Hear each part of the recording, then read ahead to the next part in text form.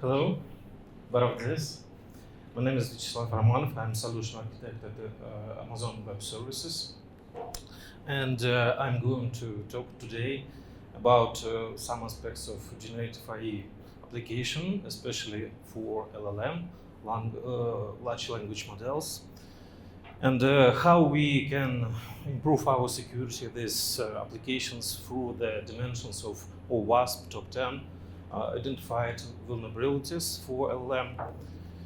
So, what is a WASP? WASP, it's an acronym, stands for Open Web App Security Project. It's an open source foundation which improve security software through community-led projects and have the hundreds of chapters worldwide. And the famous project is top 10 for web application itself. MAS, it's a framework which mapped the vectors of attack and have ability to gather a lot of information from external sources.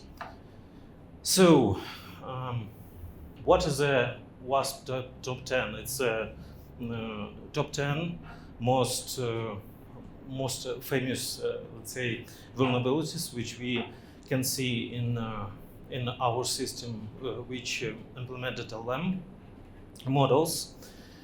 And the main goal of this, it's raise awareness about how to build about these vulnerabilities and how to build our application be more secure. So let's get started with this tough and massive diagram here. So let's imagine that it's our LLM application and it consists of several line blocks. First of it, it's our application services. It's our front end, where our users put some prompts, authenticate, and so on. The next main part is training data and processing, which we are using to feed our LLM system to change the weights of our LLM system, LLM model, of course. And the right side of this diagram, it's about when we are building our application, for example, for corporate site or other stuff, we need to enrich our output with some internal data. It's a well-known RAG technique, and to retrieve this information, we have a plugin or extension which retrieve information from external sources like database, REST API, and so on and so forth. So let's map our top 10 LLM vulnerabilities, which are identified by OWASP. And we start with, does it work? I don't know. Okay, we start with the prompt injection. Prompt injection, it's a technique which use some malicious actor to retrieve, to cheat the LLM system and retrieve some information which shouldn't supposed to retrieve. The second one, it's LM02. It's insecure output handling. So it stands for if we are not filtering our outputs from, let's say, from plugins or for LLM system and put information to downstream services, it could lead some bad circumstances. The LM03, it's pretty interesting. It's a poisoning data. So it means that if some malicious actor could substitute some set of training data or put some biased data into fine-tuning, so it leads that on inference time our LLM system will be poisoned, let's say, and we will get some hallucination or biased results. Yeah. So the next one, it's pretty standard. It's a 04.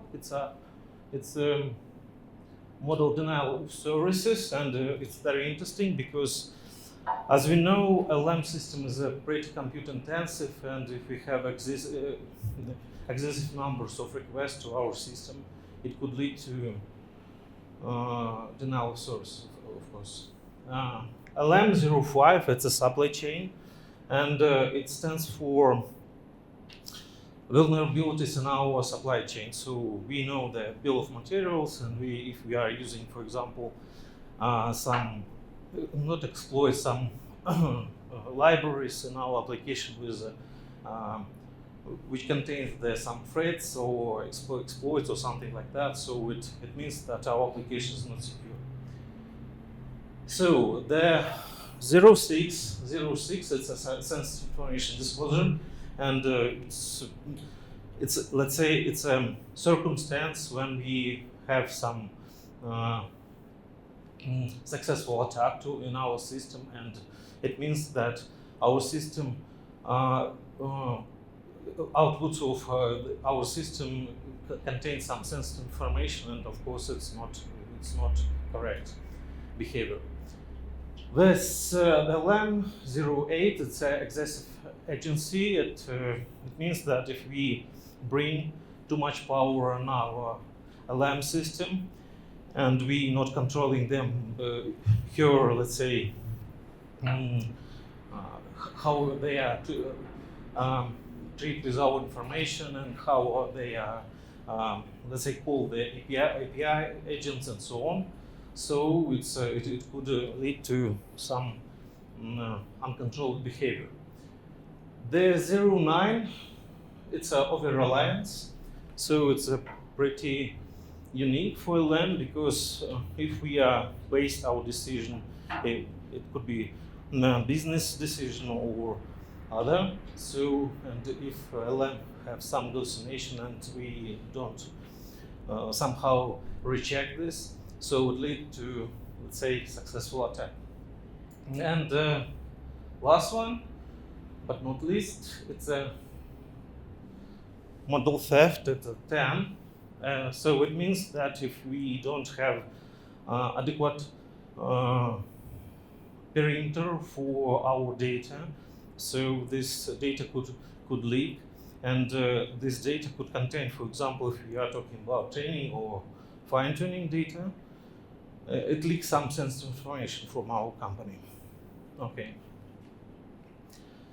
So for our presentation, I take some simple application. It's some chatbot. It's a patient info assistant agent. So it consists of the same blocks like front end. It's LM services, plugin extensions, and downstream services which contain the personal identified information like address, date of birth, and so on. And we have some health data, so it's some lab results, vital signs, and so on. And we have two personas here. The first, it's a receptionist who can see the patient PI data, as I said, and we have doctor. A doctor could have information for full volume, including the lab results. Okay, so what we need to think about. We have two security guys in our company. The first one is Alex, who is a CTO. He's an AI fan, and he think about only, let's say, measurement around the model. And we have a traditional Bob. He's a CISO, and he talking about a standard, let's say, security perimeter. And when we consider this application as an example, we need to think about three aspects, about three, let's say, vector of attack. First of it, it's insecure plugin design, because, as I said, we have some information in our database. Next one is a prompt injection, because it's obvious, because we have some front end of our application. And other circumstances, if attacker will be successful, it's a secure sensitive information disclosure. So let's see how Alex approach and how he treat with generative AI based guardrails. First of it, he instructs our ephemeral chatbot with some instruction, like we define the doctor role, we have the receptionist role, and we base our future behavior based on this information which put into a prompt, let's say. And we have agent instruction who can retrieve information from DynamoDB database, and based on the how LLM will call the API, which parameters will be used, it retrieves information. So it's okay, it's working fine, but I will not to provide some technique, but we have the problem here. We have a successful prompt injection. It could be, I don't know, it could be ASCII chat or something like that, but it's not advice how you can treat your how you can cheat your system. But see what's going on. So we have Alice. Alice is a receptionist, but in case if he or she could build the prompt injection, our system, which we secure only guardrails like prompt template or something like that, this system could retrieve the sensitive information like healthcare data. Why it's happened? First of all, let's see in our design. So we have plugins which not check the permissions of our user, and he fully trusts the LLM core here. Second one, it's a prompt injection. We don't have any perimeter in our application which somehow filter our input and so on. The second one, we have LLM services which have too much power to let's say control our agent, and based only on decision which take from input, it can retrieve the sensitive information, and it doesn't matter who do the prompt injection. So what we can do here? We have a Bob, and his advice to apply some zero trust principles. Yeah, it's a pretty complex scheme, and it's based on AWS services, so I will explain. First of all, we have our core, it's Amazon Bedrock, and we have a functionality in Amazon Bedrock, it's agents.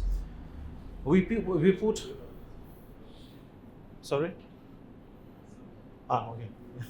I thought that's some questions.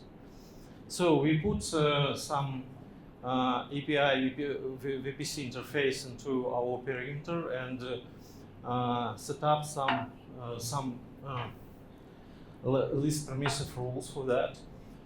We have we tied our rules which talking with a bedrock and which contain the API schema.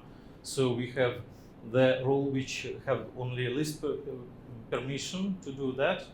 We have a Lambda group who do only one thing, it's retrieve information from our DynamoDB table.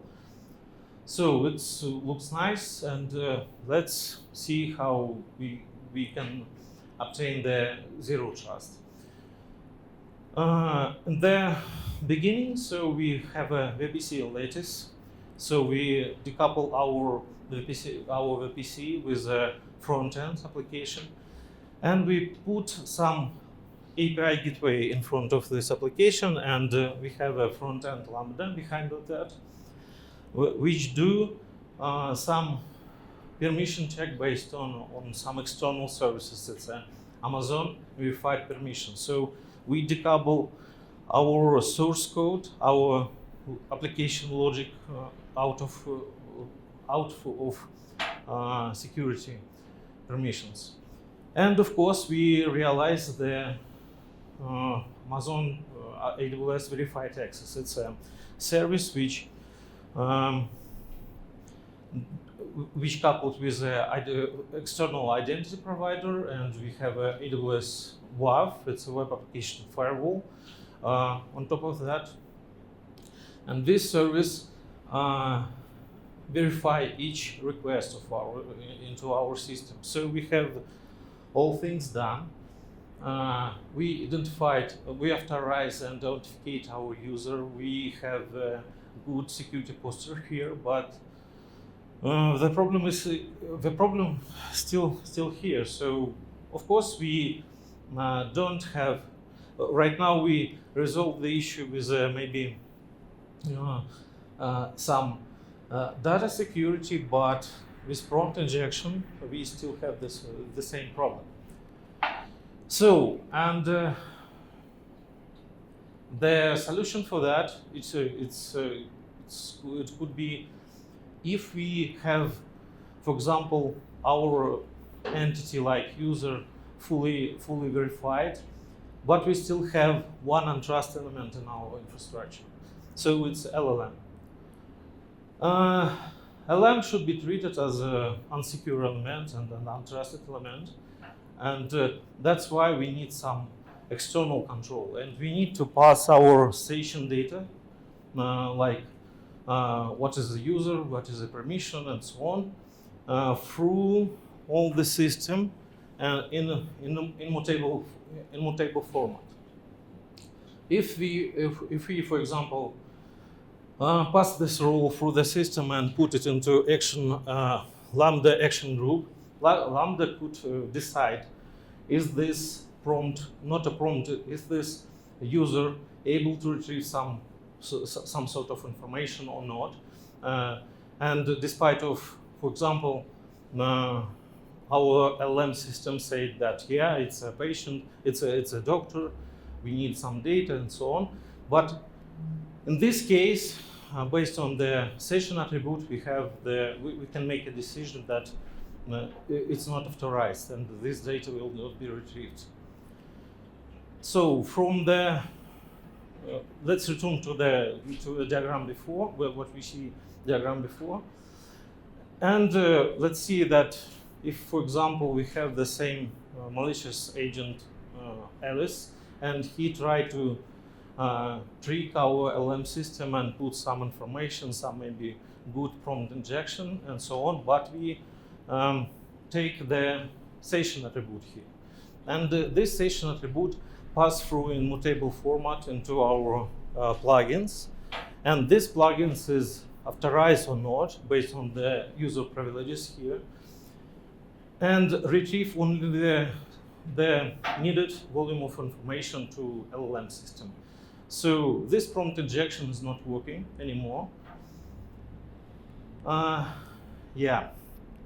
So in this diagram, we it's very simple. It's not very simple. It's only one aspect of how we can treat with the LLM, and several takeaways here. So first of it, do not put some sensitive information data to input to LLM.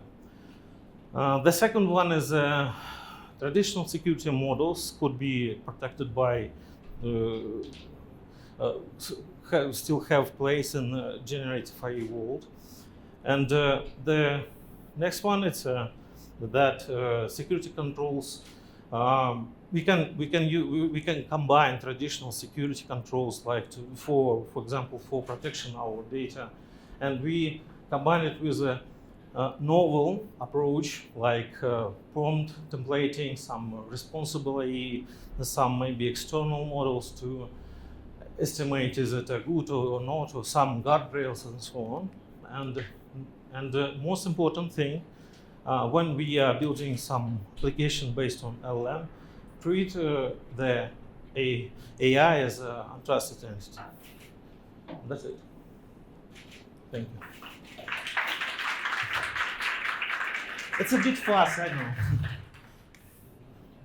but it has too many dimensions, and if someone wants to know more about OWASP, you can just Google and you find the whole information needed. Yeah, sure.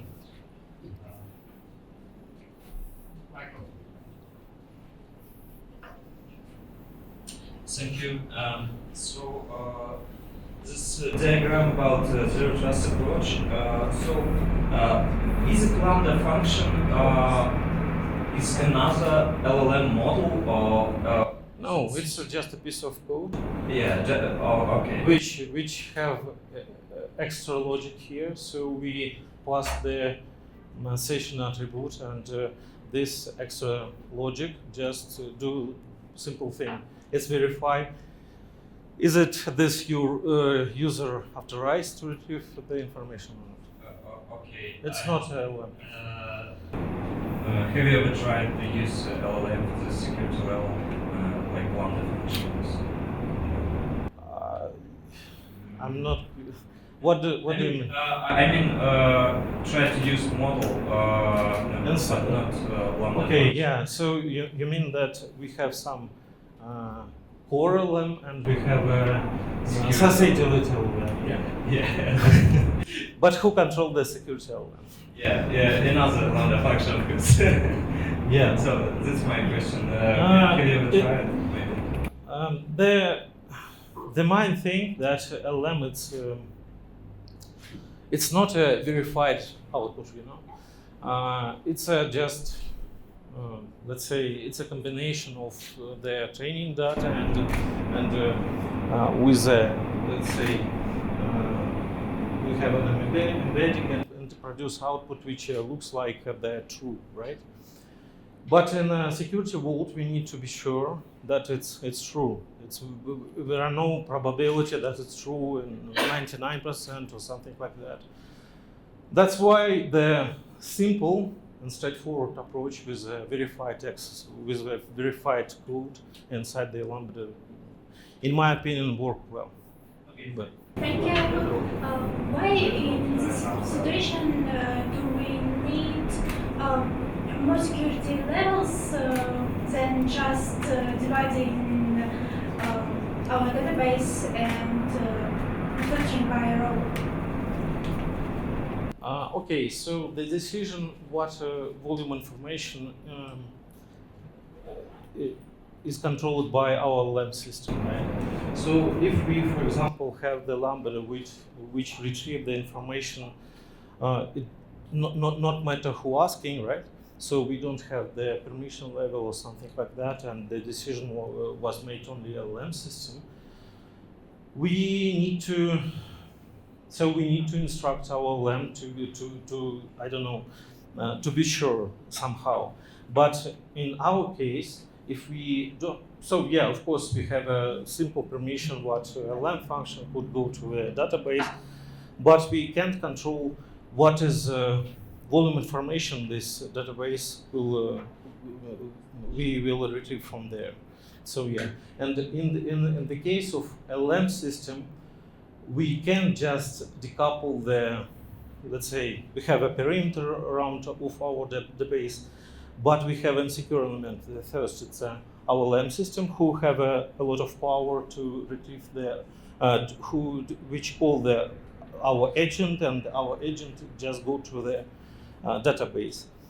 All of that have the proper permission, right? The Lambda could go to the database, LM could call the Lambda, and that's why we need some extra layer of security, like we need to, let's say, distinguish on agent level who is asking. Not just LM, but we need extra information. Why we need to separate user role instructions and agent instructions? Can we concatenate them? Sorry, you mean that's one? Oh. This one? Yes. So your suggestion is divide the users by prompt template, right? How in this case we will separate the logic? So for example, we have one interface chatbot like this. How we identify the user who is asking, and the answer on this, if we have some distinguished parameter like attribute session, so yeah, we can distinguish the prompts and so on and so forth. But by end of the day, all these prompts go to our LLM system, and this LLM system could be treated. For example, if we have a user prompt or something like that, there are no guarantee that a prompt which generated by user will not be successful prompt injected. So yeah, that's why, as I said, we need some extra layer of defense like session attribute and some independence control check behind the LLM SAM. When giving the role prompt and agent instructions, do we use special tokens or something like that? Yeah. That's why I'm talking. So in case of talking, I don't know, session, so anywhere something that could distinguish the user input, yeah, it could work. Yeah, the implementation could be different, but as I said, if you have the talking or something like that, yeah, it is the session attribute, and you can build your zero trust approach around this token. Thanks. Thank you for this talk. In theory, I understand your question, but on your point, but like in practice, for this example, we don't really need LLM, right? It's just one form to log in and second form to put the patient name. Yeah, sure. Can you give us an example, like in practice, where do we need to give sensitive, structured data where we know, like, okay, we have two fields, lab test or to an LLM that I don't know. that would put, like, do we have example in practice already? Cooperative database.